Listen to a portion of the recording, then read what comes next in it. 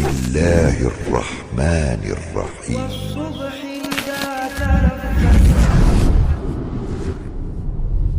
Rasulullah Muhammad sallallahu alaihi wasallam dan mengucapkan Allahumma salli ala Muhammad wa ala alihi wa ashabihi ajma'in. Assalamu alayka ya Rasulullah. Mudah-mudahan selawat dan salam yang selalu mengucapkan dan yang membaca Allah akan memberikan pahala yang besar kepada awak. Allah akan mengampuni dosa-dosa awak dan Allah akan mengangkat derajat awak. Karena Rasulullah sallallahu alaihi wasallam telah menjanjikan, man shalla alayya wahidan wa sallallahu alaihi asyran. Siapa yang berselawat kepadaku satu kali, Allah akan berselawat kepadanya 10 kali. Nah, makna Allah berselawat kepada 10 kali itu adalah Allah subhanahu wa ta'ala memberikan hasanah, memberikan kebaikan, memberikan pahala. Jadi sekali awak mengucapkan selawat Allahumma salli ala Muhammad, awak dibalas dengan 10 kebaikan. Maka selawat mesti menjadi amalan awak sehari-hari. Awak mesti mengucapkan selawat sebanyak-banyaknya sepanjang kehidupan awak. Sama dengan istighfar. Istighfar mesti awak ucapkan setiap hari.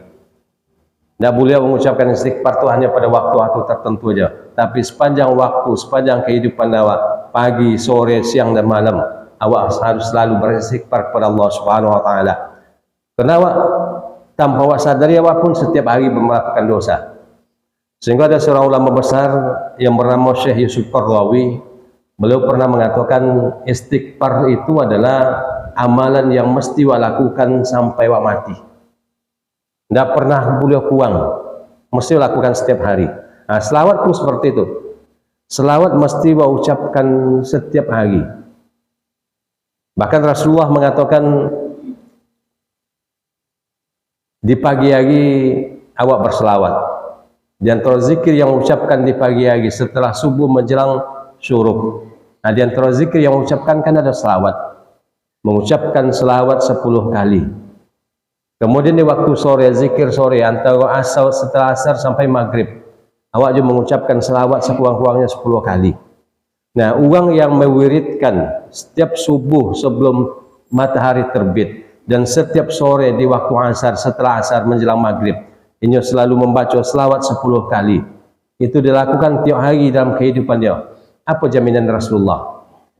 Siapapun yang mengucapkan selawat 10 kali di pagi hari dan 10 kali di sore hari, orang itu akan dan jamin memberikan syafaat, memberikan pertolongan kepadanya di yaumil mahsyar nanti.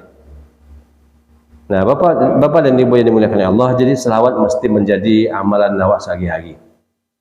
Dan itu lakukan bukan hanya di pagi, bukan hanya di sore hari, tapi di sepanjang waktu, sama dengan istighfar tadi. Orang-orang yang banyak mengucapkan selawat dijanjikan Rasulullah dengan banyak hal. Sehingga ada sebuah buku kecil yang ditulis oleh seorang ulama, ini mencoba mengumpulkan hadis-hadis yang berkaitan dengan selawat, hadis-hadis yang berkaitan dengan keutamaan-keutamaan selawat, baik di dunia maupun di akhirat. Sehingga dia mengumpulkan ada 26 hadis, ada 26 keutamaan yang akan diperoleh orang yang mengucapkan selawat, orang yang banyak mengucapkan selawat. Ada 26. Jadi awak banyak mengucapkan selawat bukan hanya sekedar mendapatkan syafaat dari Rasulullah di yaumil mahsyar nanti. Itu satu keutamaan dari 26 yang dikumpulkan, hadis-hadis yang dikumpulkan oleh ulama tadi. Jadi sangat beruntunglah orang yang membiasakan selawat kepada Rasulullah sallallahu alaihi wasallam. Kemudian mengucapkan salam. Karena Allah Subhanahu wa taala perintahkan kepada awak, innallaha wa malaikatahu yusalluna 'alan nabi. Berselawat kepada Allah dan Rasulnya, berselawat kepada nabinya, maksudnya Nabi Muhammad. Ya ayyuhalladzina amanu sallu alaihi wa sallimu taslima. Kemudian Allah perintahkan pula kepada orang-orang yang beriman, ucapkanlah selawat kepada Nabi dan kemudian ucapkanlah salam penghormatan. Jadi ada dua perintahnya, bukan hanya mengucapkan salawat, tapi salawat dan salam. Allahumma salli ala Muhammad, itu berselawat. Assalamualaikum ya Rasulullah, itu mengucapkan salam. Awak kalau seandainya datang misalnya bupati ke kampung awak kau, atau gubernur lewatnya pakai motor, kemudian dibukanya kaconya, awak lambaikan tangan awak. Banyak orang yang melambaikan tangan. Kemudian lambaikanlah dari bupati itu tangannya, langsung ngontak ke haji awak, ke hati awak, perasaan senang, perasaan bahagia, seolah-olah ada kontaknya. Awak melambaikan tangan, dijawabnya dengan melambaikan tangan, bahagia awak. Padahal mungkin tak awak melambaikan tangan dah. Padahal mungkin melambaikan tangannya tu tak dari hatinya dah. Kena sogan aja, banyak orang melambaikan tangan, kalau tak dibalinya sogannya. Nah, sehingga dilambaikanlah tangannya. Aluntan tu dengan sepenuh hati. Lebih bahagia awak. Apalagi ketika Rasulullah mengatakan, siapapun di antara umatku yang mengucapkan salam kepadaku, aku langsung menjawab salamnya.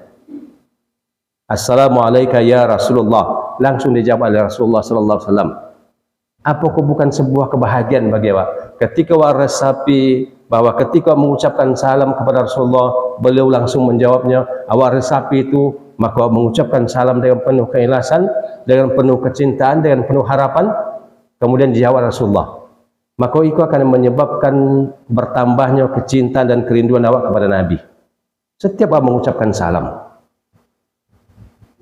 Rasulullah mengatakan, aku sendiri yang menjawab salamnya. Kalau bertanya dari mana Rasulullah tahun itu awak mengucapkan salam, padahal beliau telah meninggal. Ika pernah disampaikan Nabi kepada para sahabatnya. Ketika Nabi sampaikan kepada sahabat, maka para sahabat bertanya, ya Rasulullah, termasuk berselawat, ya Rasulullah, bagaimana engkau mengetahui kami mengucapkan selawat kepada engkau? Umat engkau mengucapkan selawat kepada engkau, atau bagaimana engkau mengetahui kami mengucapkan salam kepada engkau sementara engkau telah meninggal, kalau nanti engkau telah meninggal? Bahkan sahabat mengatakan, kalau engkau telah meninggal nanti, dan mungkin tubuh engkau telah hancur. Nah, di situ Rasulullah mengatakan, tubuh para nabi itu, jasad para nabi itu diharamkan Allah tanah menghancurkannya. Jadi jasad para nabi itu utuh. Kemudian yang kedua, Rasulullah mengatakan, Allah tugaskan seorang malaikat di kuburanku, yang tugas malaikat itu khusus untuk menyampaikan berita kepada aku. Andaikan ada orang yang berselawat, andaikan ada orang yang mengucapkan salamnya, menyampaikan, ya Muhammad. Dalam hadis itu apa baca? Ya Muhammad, si Fulan, disebutkan namanya, si Fulan bin si Fulan mengucapkan selawat kepada engkau, si Fulan bin si Fulan mengucapkan salam kepada engkau. Jadi kalau seandainya Allahumma salli ala Muhammad, langsung sampai beritanya kepada Nabi, yang disampaikan malaikat yang menjaga tadi, ya Muhammad Indra Gamal mengucapkan selawat kepada engkau. Jadi, semakin banyak awak mengucapkan salawat kepada Rasulullah, semakin banyak Rasulullah mendengar nama awak. Maka itu kalau mungkin salah satu hikmahnya, di yaumil mahsyar nanti Rasulullah tidak sulit mengenal umat-umatnya. Tidak sulit dia mengenal sepulan. Kenapa tidak sulit?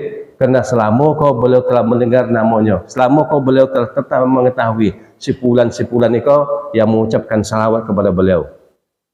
Nah, maka kalau ingin awak dekat dengan Rasulullah, ingin awak dikenal oleh Rasulullah, ingin nama awak selalu disebut oleh malaikat di hadapan Rasulullah di alam kuburnya, maka banyak-banyaklah mengucapkan selawat dan mengucapkan salam. Inna awlan nasi bi yaumal qiyamah syafi'an lias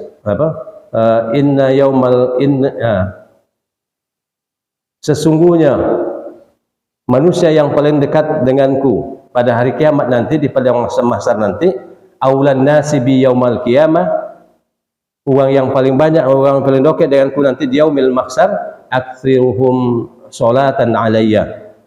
Siapa yang paling banyak mengucapkan salawat kepadaku.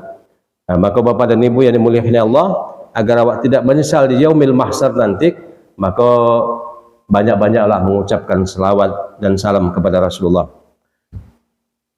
Kaum muslimin dan kaum muslimat yang dimuliakan oleh Allah, sebenarnya yang akan memberikan pengajian pada malam pada subuh kini adalah Bapak Menahan, Ustaz Buya Menahan.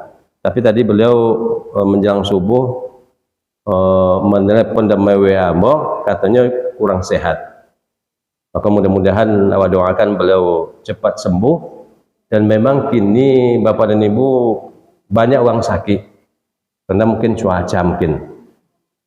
Ada guru pesantren Hamzah Yunus, Ustaz Rahmat Ilahi, potangnya WA ini tidak bisa mengajar lagi potang karena beliau sakit. Banyak orang yang sakit kini apalagi anak-anak. Maka mudah-mudahan awak dan keluarga awak, seluruh masyarakat awak dijaga Allah Subhanahu wa taala dari berbagai macam penyakit. Apalagi cuaca kini kan berbeda dan lain, apalagi potang betul-betul terasa mungkin panasnya. Tapi Bapak dan Ibu, ketika awak mengasuhkan cuaca berbeda, misalnya awak mengasuhkan dingin terlalu dingin atau angin terlalu angin seperti di keadaan kini sekali-kali jangan awak mengeluh. Karena kalau awak mengeluh, kepada siapa awak mengeluh? Tentu kepada orang yang membuat cuaca itu, yang mengadukan cuaca itu, yaitu Allah Subhanahu wa taala. Maka berarti awak mengeluh kepada Allah. Maka Rasulullah larang awak untuk mencaci maki cuaca. Ya ada nih kok.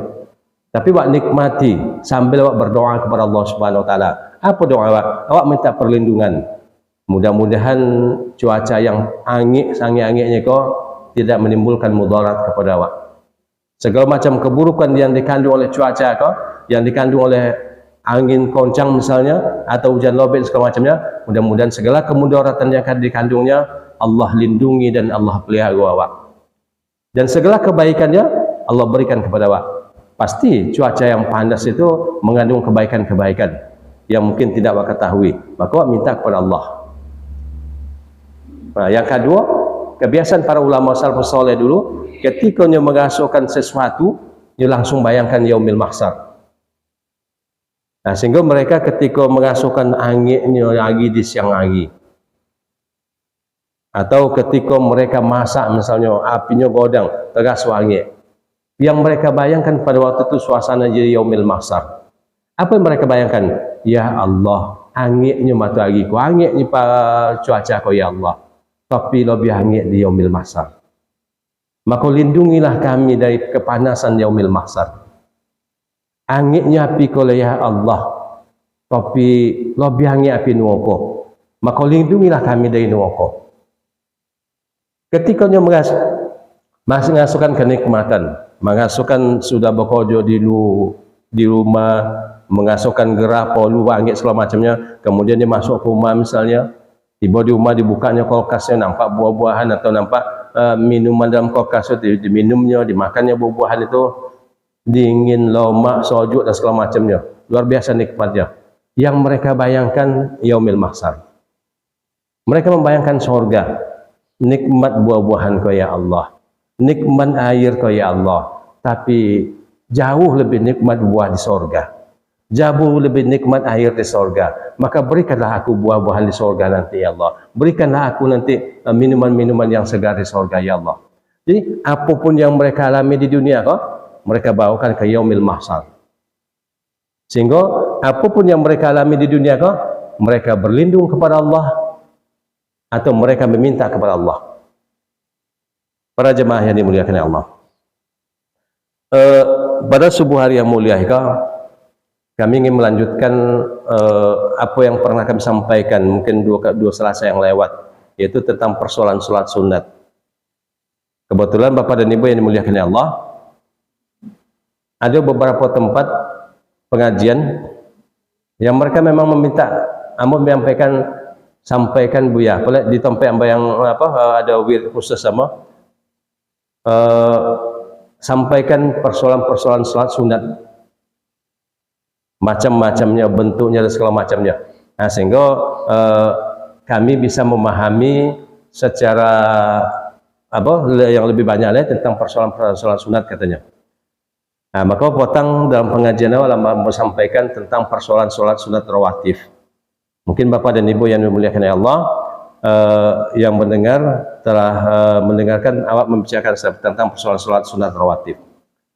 Tapi ingin aku tambahkan tentang persoalan sholat sunat fajar. Apa yang awak baca setelah sholat sunat fajar itu? Nah, dalam buku pedoman sholat Hasbi As-Siddiqi, beliau menyebutkan bisa awak baca dua hal.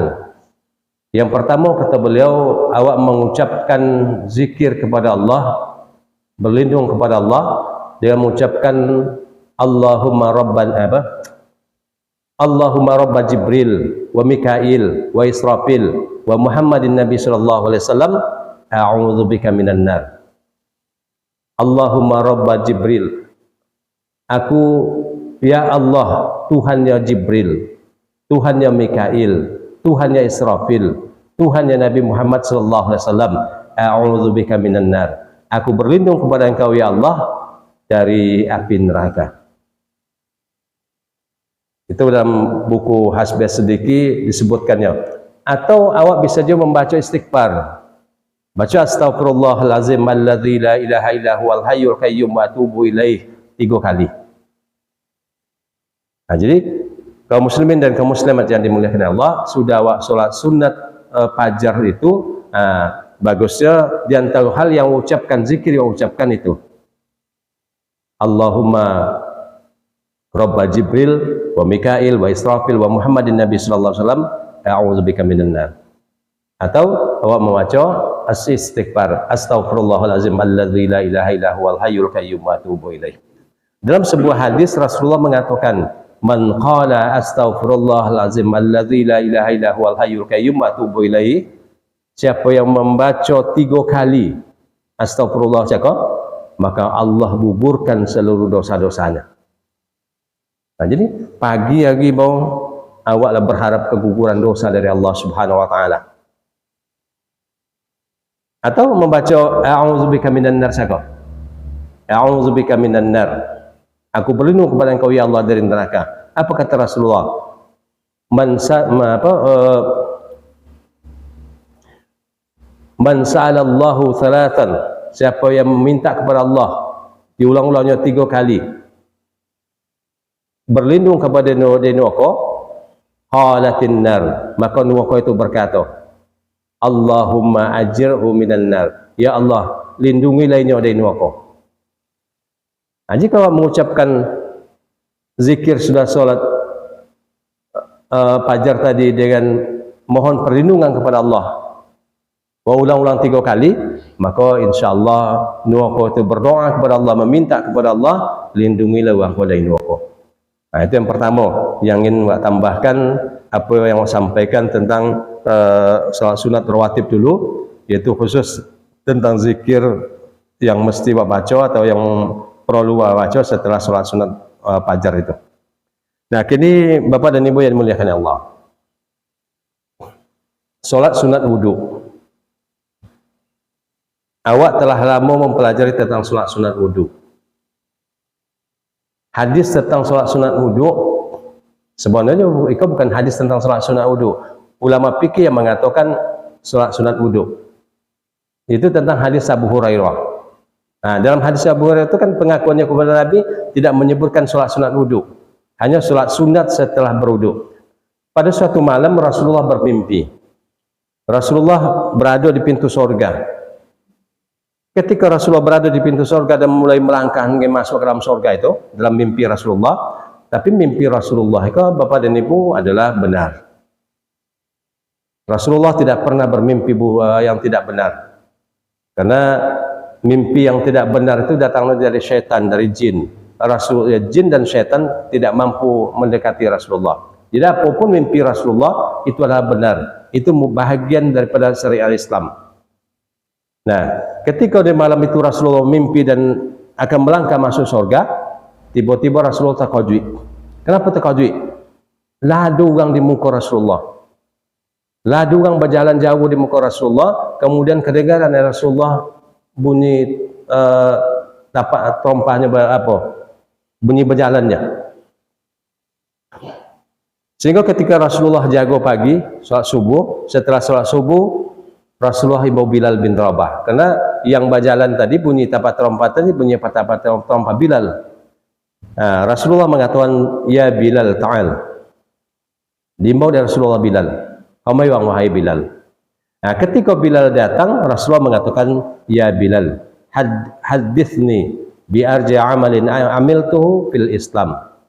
Wahai Bilal, baitaulah wadan, ceritakanlah kepada wadan apa amal yang wang lakukan di dalam Islam yang wang sangat berharap dengan pahalanya. Maka Bilal bin Rabah mengatakan, tidak ada aku melakukan amal dalam Islam yang aku harapkan pahalanya, kecuali kata Bilal bin Rabah, ketika batal wudu dan berwuduk baik di siang hari atau di malam hari, dan setelah selesai berwuduk itu wadah melakukan sholat, tentu sholat sunat. Nah, maka Rasulullah mengatakan, ikulah yang menjadi penyebab dan rahmat Allah memasukkan engkau ke dalam surga. Nah, jadi bisa pahami bahwa orang yang berwuduk kemudian setelah wuduk itu melakukan sholat sunat, maka amal yang dilakukannya itu adalah amal yang dicintai Allah. Amal yang dilakukannya itu amal yang akan menyebabkan Allah memasukkannya ke dalam surga. Padahal Bilal bin Rabah itu Bapak dan Ibu, hebat perjuangannya. Berhari-hari beliau disiksa oleh orang kafir, sampai pingsan, sampai segala macam penderitaan luar biasa yang dilakukannya. Tapi tidak itu yang disebutkan Rasulullah penyebab Bilal masuk surga. Padahal itu kan perjuangan yang sangat hebat. Tapi yang menyebabkan Bilal masuk dalam surga itu kata Rasulullah adalah salah satu amal yang dilakukannya, sholat setelah berwuduk. Di mana hebatnya tuh Bu ya, sholat setelah berwuduk itu. Amalan Bilal tadi Bapak dan Ibu yang dimuliakan Allah, ulama mengomentari hadis tentang Bilal sholat wuduk itu. Yang pertama, Bilal melakukan amal itu tawi menawi. Bukankah Bilal mengatakan tidak batal wuduk dan ya Rasulullah, baik di siang hari maupun di malam hari wadah berwuduk dan perbaharui wuduk dan. Maka amal wuduk yang tawi menawi menjaga diri dalam keadaan tetap berwuduk, di mana wajah batal wuduknya, ini bisa berwuduknya lakukan wuduk. Kecuali ketika tidak bisa lakukan wuduk, awak dalam bus batal wuduk awak, akan tidak mungkin awak lakukan wuduk pada waktu itu. Tapi nanti ketika ada kesempatan awak berwuduk. Nah, amalan menjaga wuduk berwuduk tawi menawi iko amalan yang dicintai Allah Subhanahu wa taala, amal yang rutin, amal yang tawi menawi. Kemudian yang kedua, Bilal tawi menjaga sholat sunat setelah berwuduk itu. Bukankah Rasulullah SAW menyampaikan dalam sebuah hadis, ahabul a'mali ilallah adwabuha in qallah. Amal yang paling dicintai oleh Allah Subhanahu wa taala adalah amal yang sedikit tapi tawi menawi. Kalau bisa banyak tawi menawi, lebih elok. Tapi kalau tidak bisa banyak dan sehingga seketiknya, tapi tawi menawi, itu adalah amal yang paling dicintai oleh Allah. Kalau ahabbul a'mali ilallah, kalau amal yang paling dicintai Allah itu artinya adalah amal yang paling besar pahalanya dari Allah Subhanahu wa taala. 2 rakaat salat sunat Bilal itu, tapi setiap selesai wuduknya lakukan. Setiap selesai wuduknya lakukan. 2 rakaatnya. Tidak sampai 10, tidak sampai 20 rakaat dah. Bapak dan Ibu yang dimuliakan Allah, iko yang perlu awak amalkan. Awak mengamalkan sesuatu. Ketika awak mulai mengamalkan sesuatu, awak pertahankan mengamalkan itu. Mau usahakan tawi menawi. Setidak-tidaknya ada beberapa amal sehari-hari yang awak cuba lakukan tawi menawi. Misal, kalau seandainya Bapak dan Ibu telah memulai sedekah subuh, entah dengan menyediakan tompet di rumah, kacil di rumah, kemudian tiap subuh masukkan piti dalam tu, kemudian nanti pada waktu-waktu tertentu buat berikan semuanya kepada orang yang berhak menerimanya.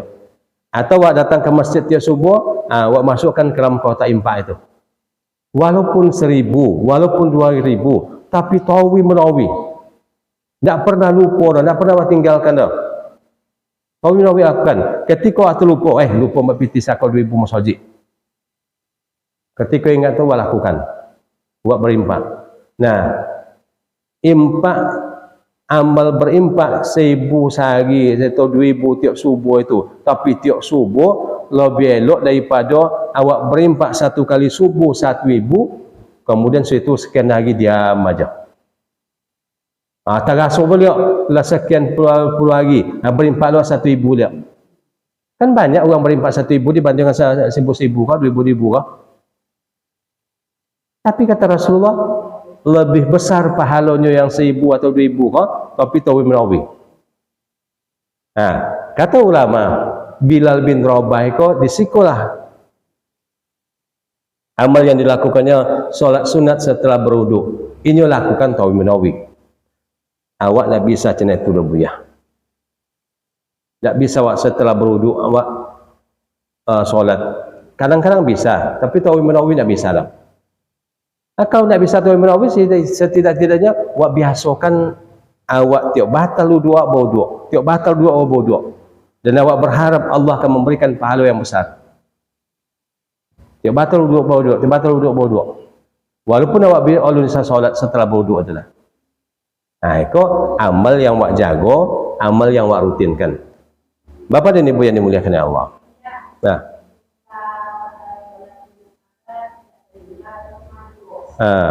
Dalam satu riwayat, Bilal bin Rabah mengatakan, aku melakukan solat sunat 2 rakaat atau berapapun yang diinginkan Allah. Artinya berapapun yang dia lakukan, sehingga pernah Bilal bin Rabah berarti melakukannya lebih dari 2. Tapi sekurang-kurangnya 2 rakaat. Kau sedang lomak badannya, sedang umurnya, awak kadang-kadang kan ada sedang lomak badan, ada sedang umurnya, bisa awak lakukan sampai ompek, sampai 6 atau segala macamnya, boleh. Karena dalam hadis Bilal itu mengatakan seperti itu. Bapak dan Ibu yang dimuliakan Allah.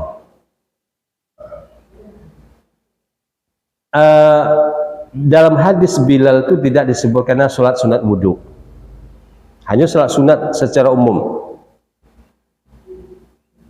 Kata Bilal bin Rabah, lam atahhar tuhuran fis sa'ati minal laili wan nahar, fis sa'ati minal laili aw nahar illa sallaita bidzalika tuhur. Tidaklah batal wuduku di siang hari dan malam hari kecuali aku bersuci, berwuduk, kemudian aku solat dan wuduk itu. Disebutkan hanya solat, tapi tidak disebutkan solat sunat wuduk. Maka ulama mengatakan setelah awak berwuduk, awak solat sunat. Solat sunat itu solat sunat apa aja lah. Awak berwuduk di tempat wuduk apa? Waktu zuhur awak ke masjid, berwuduk tempat wuduk apa? Sudah berwuduk masuk ke masjid, awak solat sunat tahiyat masjid. Itu termasuk solat sunat sudah telah berwuduk. Termasuk bentuk pengamalan yang dilakukan oleh Bilal bin Rabah. Atau awak solat sunat tahiyat masjid, atau solat sunat orang sudah obang, solat sunat rawatib misalnya. Itu termasuk orang yang solat sunat setelah berwuduk. Atau beko jam 8, abang berwuduk, lalu melaksanakan solat sunat duha. Itu termasuk solat sunat setelah berwuduk. Setelah berwuduk itu awak solat sunat. Jadi tidak mesti niatnya solat sunat wudhu. Boleh melakukan solat sunat apa aja. Boleh melaksanakan solat apa aja. Nah, Bapak dan Ibu yang dimuliakan Allah, ada beberapa hadis yang menjelaskan tentang keutamaan solat sunat setelah berwudhu itu. Yang pertama hadis dari Uqbah bin Amir radhiyallahu anhu, hadis yang diriwayatkan oleh Imam Muslim. Apa kata Rasulullah? Ma min ahadin yatawaddau fa yuhsinul wudu'a wa yusalli rak'ataini yuqbila biqalbihi wa wajhi alaihima illa wajabat lahul jannah.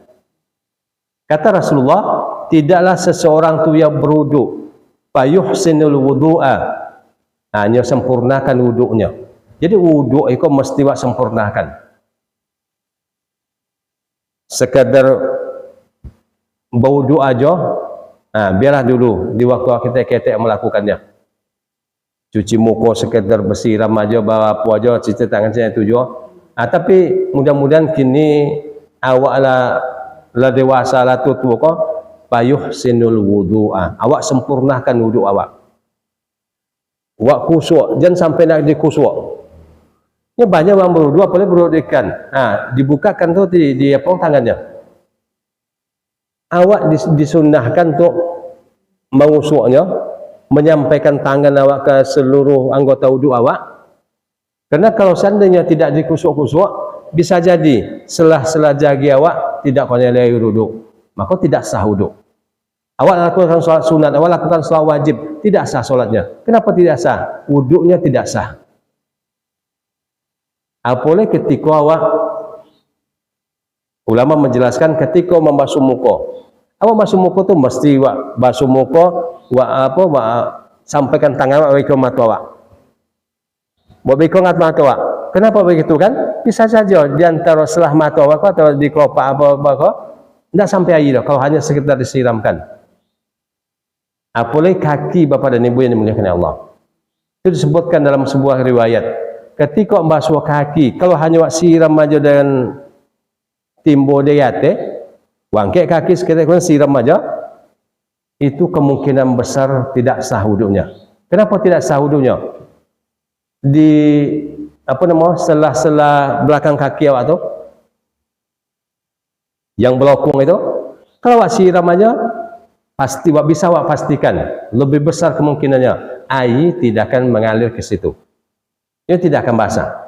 Cuba awak ketika berwuduk siramnya saja, sudah itu awak tengok mungkin masih koyor, maka justru karena itu perlu digosok-gosok, perlu sampaikan tangan ke sela-sela jari, kemudian ke lekuk-lekuk belakang kaki awak. Orang yang berwuduk seperti itu kata Rasulullah, ma min ahadin yatawaddau fayuhsinul wudu'a, tidaklah seseorang itu berwuduk fayuhsinul wudu'a, kemudian menyempurnakan wuduknya. Itu satu amalan. Wa yusalli raka'ataini, yang kedua inyo salat 2 rakaat. Akan tidak disebutkan salat sunat wuduknya.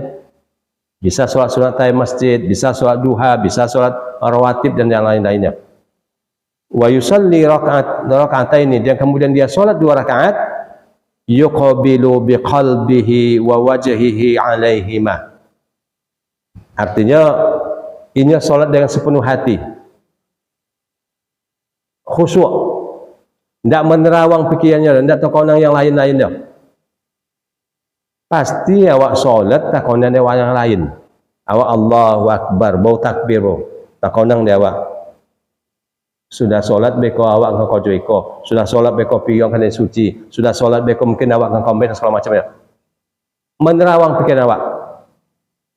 Tapi ketika menerawang tu bapa dan ibu, beliau awak sedang solat. Ingat beliau awak sedang solat dan ingat beliau apa yang baca. Tobang yang lain pikiran, beliau. Kalau kata almarhum Buya Sahar dulu, awak kadang-kadang ketika awak solat ya, lah selesai ciumah dewanya. Takbir Allahu Akbar. Kemudian besok umah di siko. Si anu tukangnya. Itu yang tak kau dalam solat. Sudah selesai solat, sudah umawak dalam bayangan awak. Itu kata Buya Sahar dulu. Cina itulah godaan setan dan iblis awak melaksanakan solat. Maka ketika pikiran cina itu, balikkan kepada awak solat. Tinggalkan pengen itu, kodang balik apa yang mau baca. Uang yang sholat cina itu berusaha untuk khusyuk, berusaha untuk tenang, berwuduk dengan sempurna, kemudian sholat 2 rakaat, kemudian dia berusaha sholat itu dengan khusyuk, illa wajabat lahul jannah, wajib baginya mendapatkan surga. Wajib itu artinya berhaknya mendapatkan surga. Allah menjadikan surga. Maka bapak dan ibu yang dimuliakan Allah, ketika kota bayang dia awak, maka akan khusyuk awak, sempurna awak beruduk. Kemudian setelah sempurna beruduk tu solat juga jangan mencuba untuk khusyuk, awak berharap surga telah dijanjikan untuk awak. Nah, hadis yang kedua, hadis yang diriwayatkan oleh Bukhari dan Muslim. Apa kata hadis itu dari Utsman bin Affan. Utsman bin Affan pada suatu hari di hadapan para sahabat mambi ayudu. Kemudian Utsman memperagakan beruduk yang sempurna. Apa kata Utsman kepada sahabat yang ada di sekitarnya? Man tawaddu'a nahwa wudu'i hadza. Siapa yang beruduk contoh wuduk dan kau. Itu kata Utsman bin Affan. Siapa yang beruduk contoh wuduk dan kau. Dipraktikkan Umar. Contoh apa basuh muka, contoh apa setangan segala macamnya. Beruduk dan contoh wuduk dan kau. Tentu wuduk Utsman bin Affan seperti wuduknya Rasulullah. Sempurna. Sudah beruduk yang sempurna itu, thumma qama faraka'a rak'ataini la yuhaddatsu fihi ma nafsahu ghufira lahu ma taqaddama min dzambi. Siapa yang berwuduk dengan sempurna seperti wuduk yang dicontohkan Utsman bin Affan atau seperti wuduknya Nabi, kemudian sudah berwuduk itu qama faraka'a rak'ataini, kemudian dia melakukan solat 2 rakaat. Ini rukuk dan 2 kali rukuk, maksudnya solat 2 rakaat. La yuhaddatsu fihi ma nafsahu. Yang tadi juga, ini solat itu tidaknya berbicara kepada dirinya. Tidak bicara kepada dirinya, nanti tidak menghayal, tidak terkonang Twitter segala macamnya. Kau terkonang di balik lah ke solat. Orang yang solat seperti itu beruduk dengan sempurna, kemudian solat berusaha dengan khusyuk, ghufira lahu ma taqaddama min dzambi. Allah hapuskan seluruh dosa-dosa yang telah berlalu. Bapak dan Ibu yang dimuliakan Allah. Hadis sahih riwayat Imam Muslim. Itu tentang solat setelah selesai berwudu. Mudah-mudahan Allah memberikan keringanan kepada awak, memberikan taufik dan hidayah untuk bisa mengamalkan. Terakhir Bapak dan Ibu yang dimuliakan Allah, solat sunat tahiyat masjid. Kan ada hak masjid, menghormati masjid, ada solat sunat tahiyat masjid. Cina tujuh, Rasulullah tidak menyebutkan dalam hadis solat sunat tahiyat masjid, tapi Rasulullah menyebutkan solat sunat 2 rakaat. Apa hadisnya yang terkenal? Itu adalah kasus tentang seorang sahabat yang masuk ke masjid ketika Rasulullah khutbah Jumat, malam khutbah Jumat. Ada orang Arab, ada orang masuk ke masjid, sahabat masuk ke masjid. Tidak sholat sunat tahiyat masjid, langsung duduk mendengarkan khutbah Rasulullah. Maka Rasulullah menyuruhnya toga, ala wang sholat, alun katanya, sholat dulu. Rasulullah mengatakan, idza dakhala hadakumul masjida fala yajlis hatta yusalli rak'ataini. Apabila seseorang masuk ke dalam masjid, jangannya duduk, fala yajlis, Rasulullah melarangnya duduk, hatta yusalli rak'ataini, kecuali hingga dia melakukan solat 2 rakaat. Hadis sahih riwayat Imam Bukhari dan Muslim. Nah, Rasulullah perintahkan kalau masuk ke masjid, seseorang kali masuk ke masjid, jangannya duduk kecuali solat dulu 2 rakaat. Solat apa? Solat apa aja lah. Apakah solat sunat tahiyat masjid? Apakah solat sunat wudu kena awak boduk tadi? Apakah awak solat sunat rawatib? Yang penting solat 2 rakaat. Bawa duduk. Kalau dalam solat lah, Rasulullah mengatakan fala yajlis. Seolah-olah ungkapan fala yajlis ke wajib. Berdosa awak kalau seandainya awak duduk sebelum melaksanakan solat. Tapi kan tidak wajib dah. Namanya solat sunat. Yang solat wajib itu cuma 5 kali. Namanya solat sunat. Tidak wajib. Tapi dibencihi. Boleh awak langsung duduk aja? Boleh. Apa dalilnya? Ketika Rasulullah berkumpul dengan para sahabatnya di masjid, datang 3 orang Arab Badui. Tengoknya sahabat banyak berkeliling di hadapan Nabi, kemudian Nabi menyampaikan sesuatu. Di antara mereka itu nampak adanya tompek duduk yang lapang, ada tompek yang lowang di muka. Langsungnya ke situ, kemudian langsungnya duduk tanpa solat di hadapan Rasulullah, dan Rasulullah diam aja. Nah, sehingga ulama mengatakan itu membuktikan beliau solat dan beliau duduk. Tapi yang paling ngancak solat. Makruh hukumnya duduk kalau seandainya bisa solat. Tapi kalau seandainya waktu tinggal misalnya semini atau setengah mini, uang kan komat deh, awak bau tibo. Nak toga awak menunggu uang sampai komat, awak termasuk sakit pinggang bola, sakit kaki lo, tidak bisa toga lama lo. Beko dalam solat pun toga aja, maka duduk awak, tidak ada masalah. Tapi sebaiknya ketika bisa, ketika sanggup lakukan solat. Kalau tidak perlu duduk. Kemudian kalau awak sekedar masuk ke masjid, misalnya ada produk di masjid, jam 9 pagi bukan jam berapa, uang tak solat dah. Awak perlu ke masjid. Atau ada yang uang yang kau temui di masjid.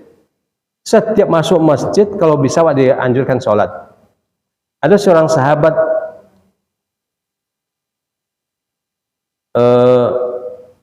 siapa namanya? Seorang sahabat itu Jabir. Ada Jabir. Pada suatu hari, ini menjual untuk kepada Nabi. Kemudian lalu dibayi dan Nabi sudah oleh.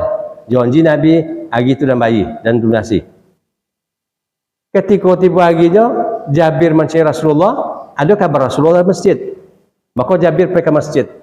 Ketika Jabir masuk ke masjid hanya untuk meminta piti sisa jual unta itu, maka Rasulullah katakan, wahai Jabir, sholat sunat 2 rakaat dulu.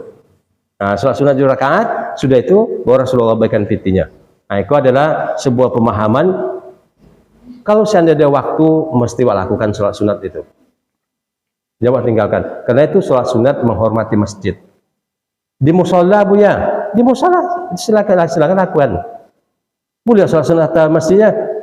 Kalau tidak boleh sholat sunat masjid, jangan sholat sunat masjid niatnya sholat sunat wudu misalnya, atau sholat sunat sholat sunat mutlak. Sholat sunat mutlak. Jambi kau orang masuk musola, solatnya setelah sampai musola tu, awak tanya pula solat sunat apanya kau? Tidak ada solat sunat di masjid dah. Hanya mungkin tidak solat sunat di masjid. Mungkin solat sunat mutlak atau solat sunat yang lain aja.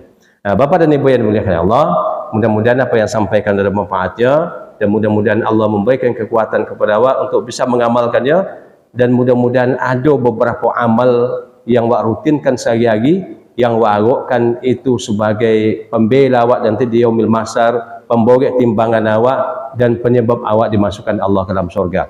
Demikian, mohon maaf. Assalamualaikum warahmatullahi wabarakatuh.